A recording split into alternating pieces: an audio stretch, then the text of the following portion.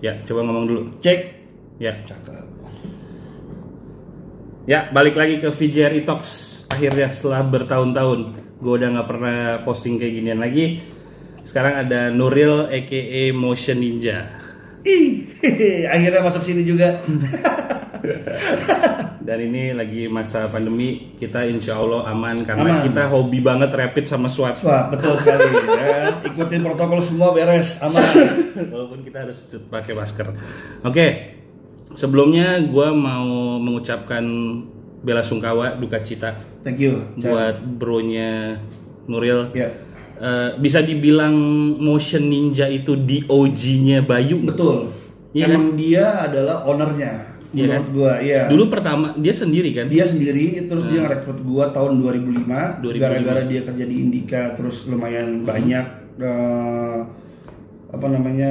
gig bisa dibilang gig lah ya zaman dulu tuh ya, gignya di Club Hoppers. Pada akhirnya dia rekrut gua. Oh gitu. Lo jadi kenal dari zaman di Indika? Dari zaman di Indika, betul. Dia gara-gara dia kerja di Indika, terus gua. Lu di mana? Lu di Indika juga gitu? Enggak, gua suka ngobrol aja sama dia. Terus tiba-tiba gua ngobrol. Ketemunya di Indika gitu. Ketemunya di Indika gitu. Terus ngobrol-ngobrol akhirnya ya udah. Indika Radio ya? Indika Radio benar. Yeah. Indika Radio betul. Oh gitu. Udah akhirnya ngobrol main terus ikut dia main beberapa kali, liatin dia main. Udah akhirnya gua coba mengaplikasikan apa yang dia main itu di laptop gua. Pada akhirnya kita bareng. Sesikat itu maksud gua ya, perjalanannya gampangnya seperti itulah. Oke. Untuk informasi tambahan, Motion Ninja itu dulunya orangnya cuma satu, namanya Bayu. Baru-baru ini meninggalkan kita semua. He's one of the legend. Betul. Kalau nggak salah dulu di klub apa ya? Pertama kali yang kayak khusus hip hop itu Bliss. Iya kan bener? Iya betul. Bliss. Correct me if I'm wrong. Yeah. Dulu kalau nggak salah dia pernah main pakai Adobe Premiere. Betul. Iya, betul. bener kan? Betul. Jadi betul. Adobe Premiere yang biasa mungkin kalian tahu buat ngedit, ya. dia tuh mainnya pakai Adobe Premiere. Respect.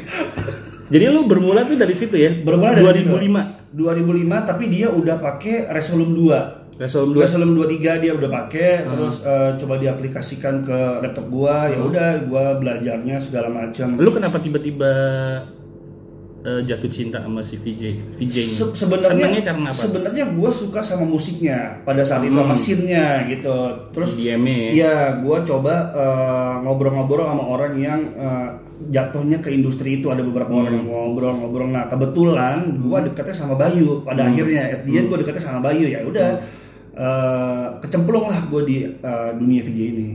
Oke. Gitu. 2005 dan lo pertama kali main di Bliss juga? Enggak, gue main itu udah ada gig gue pertama kali itu dulu ada tempat di PIM namanya Mezzanine. Nah ini udah Bliss ya. Tahu.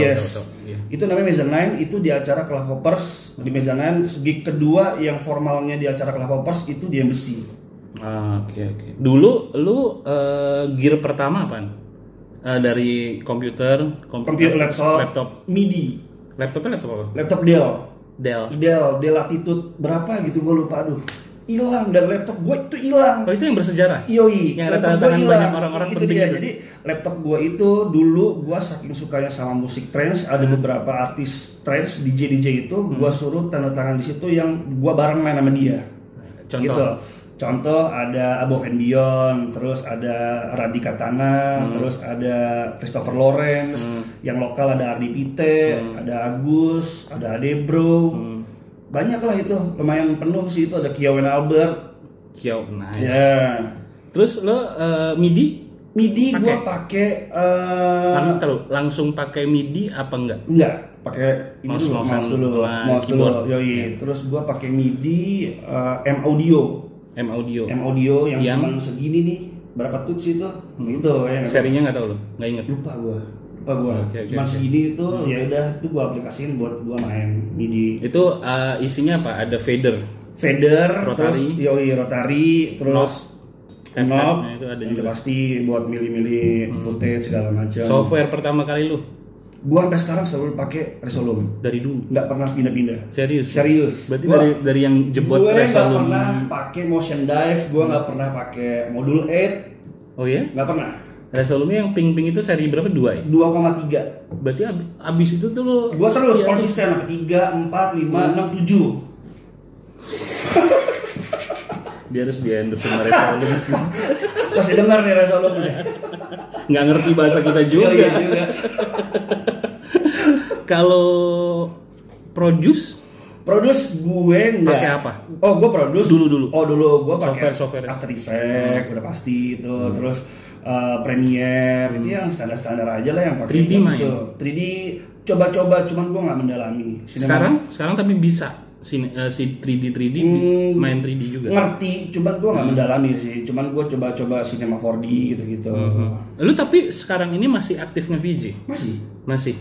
Kemarin gue terakhir gue ketemu di DWP. Kalau lo nonton video gue yang DWP yang tiba-tiba gue ke stage Garuda stage itu tiba-tiba ada dia. Nah itu dia. Itu Nuril. Dan itu vlog terakhir lo bukan? Ada lagi konten. Kayaknya sih. Lupa juga gue. Gue terakhir ke VJ itu kemarin acara Diwali. Diwali ini agama apa? Enggak, Diwali itu tahun baru India. Iya, agama. India, sorry. Tahun baru India. Yoi, kalau kayak di Chinese kan ada Gongsi Facai gitu-gitu. Nah, ini India punya tahun baru. Terus gue ada beberapa teman-teman gue yang India gitu, dia ajak gue main buat virtual project gitu. Oh, virtual. Yoi, virtual project, tapi intinya yang main tuh DJ yang India. Lu kalau sekarang gearnya apa? Laptop deh. Laptop gue pakai MSI. Terus ini traktor. Traktornya sama persis. Ini persis kayak gini. Ini traktor apa sih? Ini punyanya Yoi. Nah, ini punya Motion House ini Nah, model-model gitu dah. Ini seri berapa? Biasanya ada tulisannya. Kok nggak ada? Ini Z1. Control Z1. Iya. Z1. Oh, lu berarti fadernya enggak, gua taruh ini. Oh, ini lu kalau main layer betul, dimanfaatin ya. Ini layer, ini audio. Oh, jadi dia kalau main layer manfaatin ini. Kalau yang tahu gua pakai F1 itu kan lebih banyak fadernya ada 4. Ada 4 betul. Kalau ini berarti dia manfaatin muternya di sini, betul. Ini soalnya ada fader lagi. Terus dia tapi nggak ada tab. Ini buat bisa master. Dia nggak ada pencetannya. Terus MSI-nya yang seri apa inget nggak? Tahun berapa dia kalau nggak keluaran tahun berapa? 2016 kalau nggak salah. 2016. Udah lama itu. Iya. Dan itu gua baru pindah dari Mac ke MSI. Tahun? Itu 2016-2017. Kalau nggak salah sih. Gua itu baru gara-gara. Nah, gua mau nanya juga nih sama lo orang yang setia sama Mac ya? Iya, karena gua nggak mau ribet belajar. Ini kameranya agak miring, sorry. Oh iya, karena ini ganjelan tadi midinya. Apa ini YouTube apa ini? Jadi kalau soal setia karena gue masih takut pakai Windows karena dulu malas belajar. Enggak kan suka yang error yang tiba-tiba ke restart ke Windowsnya tuh apa tuh namanya ngupdate lah apa. Iya, betul. Terus gue secara sistem juga gue masih takutnya tidak terbiasa. Tapi gue mungkin akan pindah agama. Tapi nanti kalau getting better perekonomian kita. Karena Mac itu udah nggak worth it sebenarnya dari segi harga dan jeroan. Betul. Dan kalau gue sih berasanya kalau gue itu harus pindah agama nih. Gara-gara gue main outdoor. Gue terakhir pakai Mac itu seri yang apa sih? Retina.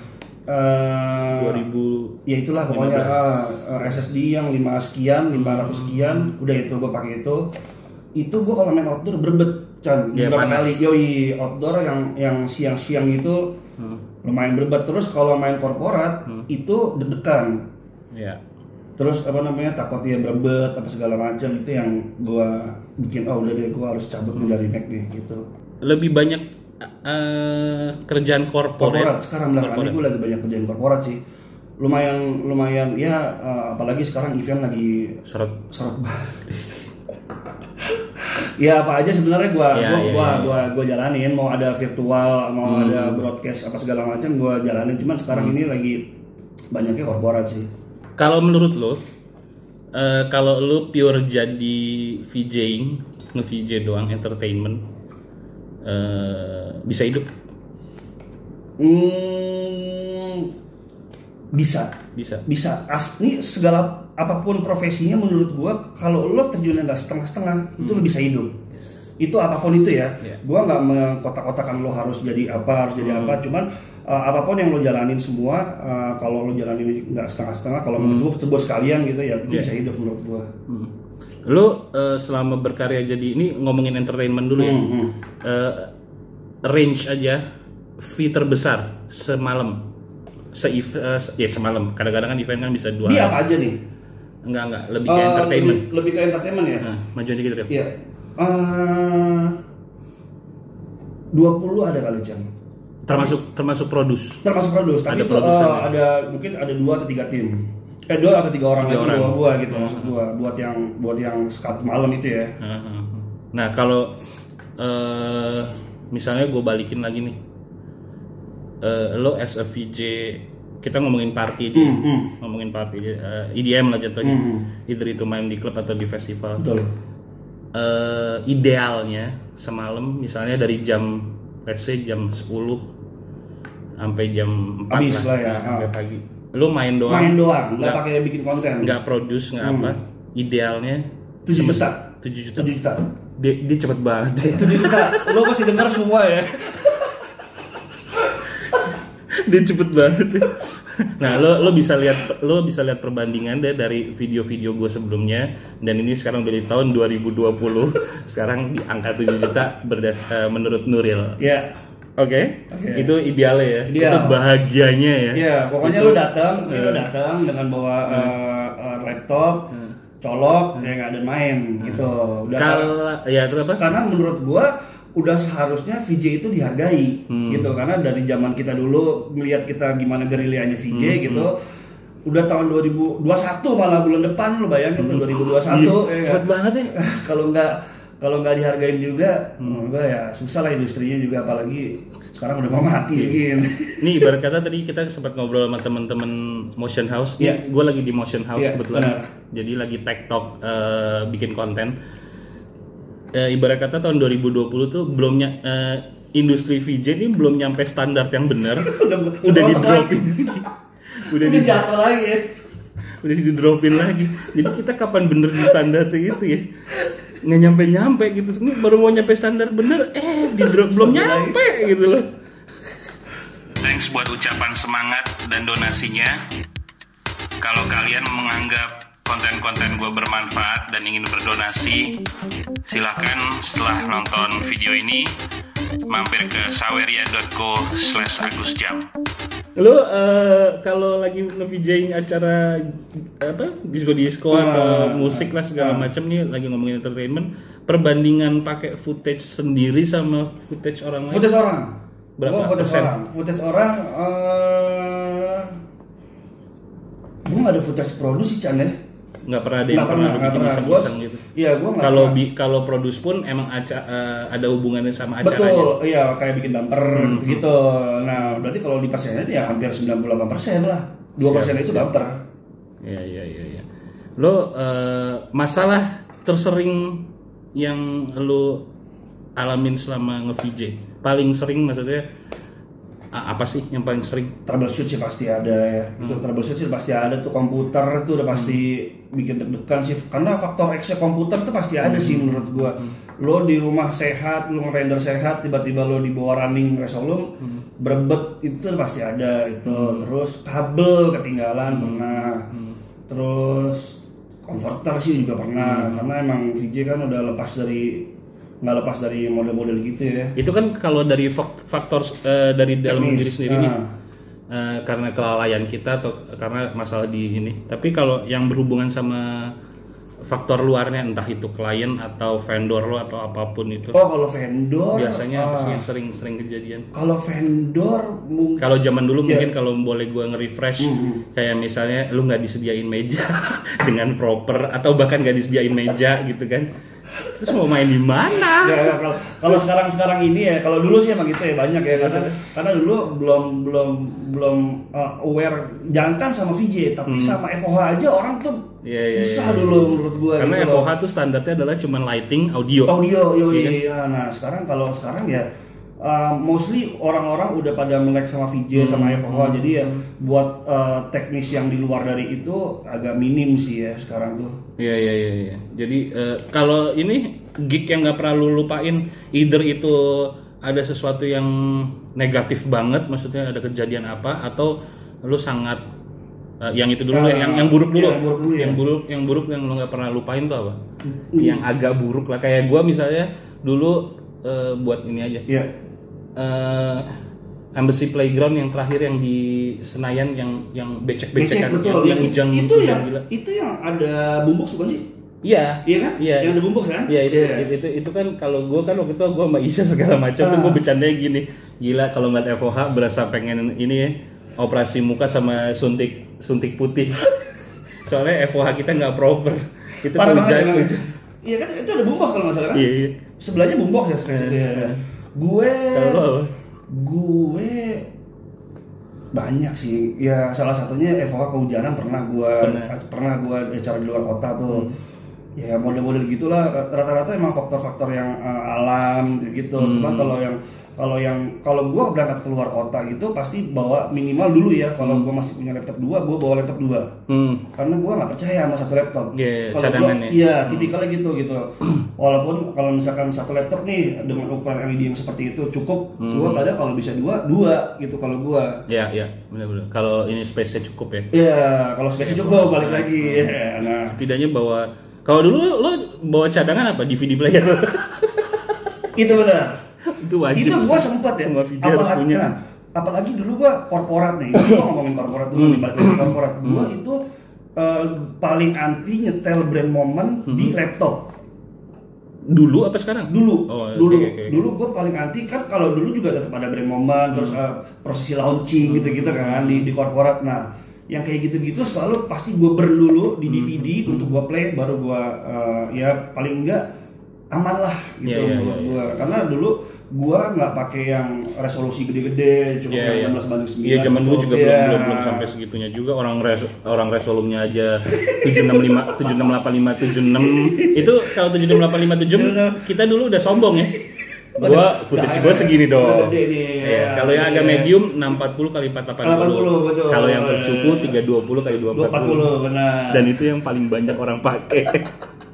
Nah, kalau yang ini yang lo nggak bakal lupain gig apa yang wow, nih gua main di sini, atau mungkin kayak wow, gua main buat Above and Beyond sebelum Above and Beyond punya VJ sebelum itu satu. Yang kedua nih gua mungkin agak telat sih channel. Gua agak emes kemarin gue main di DWP, akhirnya gue mencoba stage DWP Chan. Tapi lo sebelumnya datang ke DWP? Datang ke DWP dan gue cukup emes kemarin itu diundang lah buat main di DWP. Salah satu artis ya?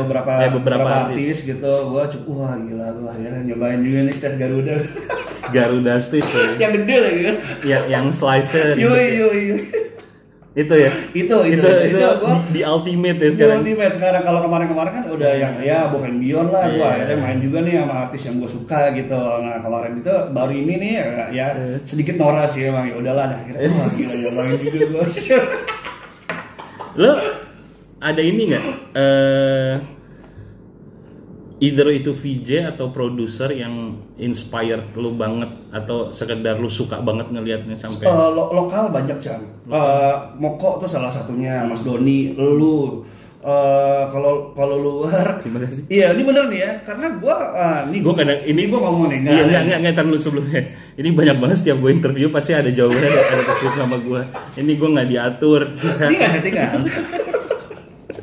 Karena emang footage-nya gue akuin bagus-bagus buat satu produser yang cukup aktif memproduksi footage. Terus kalau luar Velo Verkaus kali ya, dia bisa sistem. Terus Velo Verkaus tuh yang megang Ultra. Iya betul. Yang megang si Skrillex juga dulu pernah. Betul. Ya dia itulah cukup namanya besar dan bisa lah buat gue jadi idola. Sama ini ada United Visual Artists. UVG. UVA. United Visual Artists tuh orang Inggris. Nah itu dia lumayan pegang banyak kayak Underworld gitu-gitu. Segala macam. Ya. Itulah itu idol gua lah. Tapi buat lokal banyak banget sih. Tapi kenapa lu tidak memproduce? Karena gue nggak ada kapasitas ke situ. Gue sih jujur aja gitu, gue nggak ada kapasitas. Mungkin nanti gitu loh. Kalau zaman dulu kan kita doyannya nge-remix tuh ya. Iya betul. Apa tuh namanya? Bukan nge-remix lagi, apa namanya? Apa namanya? Kalau ngeribut. Ngeribut betul. Ya, ngerusak dari video art apa gitu. Terus kita kasih kompos lagi warnanya segala macam. Gua nggak ada kapasitas ke situ. Gua lebih ke perform terus ya itu. Paling sih gua ke perform live performance terus produce bumper paling terus brand momen gitu-gitulah. Buat produce footage VJ belum lah, masih jauh mungkin kalau menurut gue ya. Ada yang suka nanya sama gue di DM atau di komen di YouTube, cara dapat project tuh gimana sih? Kalau menurut lo gimana kita bisa orang tahu kita VJ? Ya paling gampang itu ya. Iya betul. Dan akhirnya diajak kerja sama gitu. Networking sih kalau menurut gua nomor satu. Lo nggak bakal bisa dapat kerjaan, job lah gitu, dapat job kalau lo cuma diem di rumah sih menurut gua. Ya lo mesti keluar, lo mesti standar sih. Mungkin yang gua omongin itu klise, cuman ini kejadian. Lo nggak mungkin bisa dapat kalau lo mau jadi VJ nih ya gitu, lo nggak mungkin bisa jadi VJ kalau cuma lo di rumah doang gitu, yang mesti keluar, mesti bergaul sama bikin komunitas segala macam sih. Kalau menurut gue itu penting lah. Lo aktif di sosial media nggak sih? Lumayan. Maksudnya menjual diri lu? Enggak. Nah itu mungkin salah satunya. Kan ada beberapa. Kalau ada beberapa kalau ada beberapa seniman kita, gue nggak ngomongin VJ ya. Kalau VJ memang udah jarang banget yang main sosial media sangat gitu. Kayak seniman aja ada yang main sosial medianya kenceng, ataupun profesi apapun deh, nggak bisa ngomong seniman deh. Ada yang lebih menguatkan di networking. Jadi kalau gua sih di networking kalau gua gitu, gua bener-bener ibarat kata bergaul off air. Iya nggak sih? Betul. Nggak yang karena emang biasanya kan orang-orang yang kayak gitu kan, yang setahu gua sih ada beberapa yang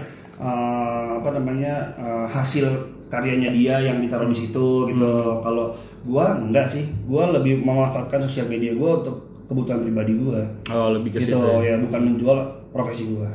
Kalau ini ada ya sesuatu impian yang belum kesampaian nggak? Kayak tadi kan lo akhirnya gua main di DWP. Ada lagi nggak? Gua cukup pendek ya. Ya nggak ada sih. Sekarang sih nggak ada. Lo bukan tipikal yang ini ya. Harus banget gitu. Bikin apa tuh namanya ya? Goals gitu. Enggak. Yang ada di depan jidat lu sikat dan yang terbaik gitu. Iya. DWP juga sebenarnya bukan goals gua, cuma itu kebetulan ya. At the end gua ngerasain gini gitu kan. Gini ya rasanya jadi Isya. Yoi. Isya tiap tahun. Yoi, gini rasanya jadi Isya. Oke, enak juga. Terus kalau lo ngeliat industrinya, gimana menurut lo? VJ atau IDM nih? Industri VJ. Kalau gua lihat dari zaman gua dulu ya, gua nggak merut ke belakang ke zamannya Muter Motion atau ke Bowo gitu. Mungkin dari start dari zaman gua ini progresnya sangat lambat sih. Jadi lambat ya? Lambat. Dari tahun berapa? Dari tahun 2005 sampai tahun 2020. Dari angkatan kita ya? Iya. Orangnya yang terjun itu aja kalau menurut gue. Iya, masih kelihatan. Iya, masih kelihatan gitu. Mungkin ada beberapa. Walaupun kayak misalnya Motion House akhirnya ada melahirkan beberapa anak gua gitu. Ya, Jafar, Adi Black. Iya, cuman yang intens gitu, entah mungkin mereka punya komunitas sendiri yang gua nggak tahu. Cuman ya itu ya. Iya kan? Gua bahkan baru nemuin belakangan yang lebih ke anak-anak art banget gitu, yang tiba-tiba dia nge-VJ juga, dia ini ya lebih ke art. Iya benar, lebih ke art tapi emang nggak kesentuh sama kitanya nggak ngeh aja baru ternyata ada ini, ini keren loh ini gitu. Betul ya. Kalau lo nanya gimana progresnya scene-nya, menurut gua ya yang berubah itu cuman pixel map. Yang berubah itu cuma resolusinya doang, tapi buat pelakunya kalau yang dari penglihatan gua orangnya itu lagi gitu. Gua sih jujur pengen tahu gitu loh, lo ada orang di luar sana pasti yang lebih hebat lah, pasti lebih tahu sistem, lebih tahu apa gitu ya. Mungkin gue yang nggak tahu kali apa, mungkin gue yang nggak keluar gitu. Cuman yang kalau diomongin sekarang ini ya isinya di festival itu lagi gitu. Kalau menurut lo kalau mau jadi VJ apa yang harus utama dipersiapkan? Yang apa ya? Ya kalau misalnya gini nih, misalnya gue bukan VJ, Bang Nuril, gue mau jadi VJ, harus ngapain nih? Harus punya laptop. Udah nggak mungkin bisa jadi VJ kalau punya laptop. Udah. Di luar yang lo mau jadi di luar yang fisik, berbentuk fisik. Di luar yang harus mengeluarkan biaya atau apa? Kalaupun misalnya laptop, jangan sedih, gue pun dulu minjem. Sama Tommy kebetulan partner gue bawa PC. PC ya benar. Nah ini kayak di luar itu kalau ya lo nggak harus basic menjadi seorang VJ nguasain software udah pasti karena ya either lo minjem atau lo ke studio temen gitu untuk jadi VJ. Ya lo udah tahu juga nih fungsinya. Yang paling gampang karena gue nggak ngomongin Resolve, gue nggak ngomong software yang lain ya, gue cuma pakai Resolve yang paling gampang dan paling friendly adalah ya Resolve. Paling enggak lo udah tahu duluan lo pakai ini dan lo menguasai softwarenya, at least lo bisa gitu, at least basicnya ya. Siap, gitu. Di luar dari lo harus networking lah atau ya macam-macamnya lah gitu, lo attitude gitu udah pastilah. Oke. Thank you for your time, Motion Ninja. Akhirnya masuk vlog Incan. Thank you semua yang udah nonton.